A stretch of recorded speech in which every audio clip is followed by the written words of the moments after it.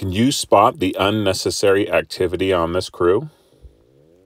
The work that's being performed is waterway grading. This loader here is picking from a pile of road base that is being mixed by this track hoe and feeding a skid steer. So whenever you're looking for unnecessary activity, you kind of look for work that's harder than it needs to be. It's a pretty congested site, so it makes sense that it would be hard to get the road base to where the skid steer needs it, but they're still having to move it quite a bit of distance. So there's an opportunity there to see if you can get the road base closer to the skid steer. In addition to that, you see the track hoe mixing the material. Perhaps there's a better way to incorporate the water into the road base so it doesn't require mixing. Now the loader operator had to stop his machine and get out, stopping the flow of the work for whatever reason.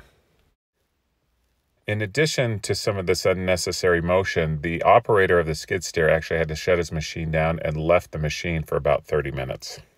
All this unnecessary motion and waiting and stopping of the work are good indicators of improvement. So I'd ask myself the question, how can I keep this skid steer grading at grade all day long without any interruptions? How can I potentially remove a piece of equipment that isn't necessary for the job? How can I get a smooth flow so we can get as much work done as possible without interruption? And again, it's always important to remember that motion doesn't necessarily mean that we're actually getting work done that the owner is paying for. So if you were in charge of this crew, what would you do to make improvements? How would you make this work flow better? How would you remove unnecessary equipment or unnecessary activity to this crew?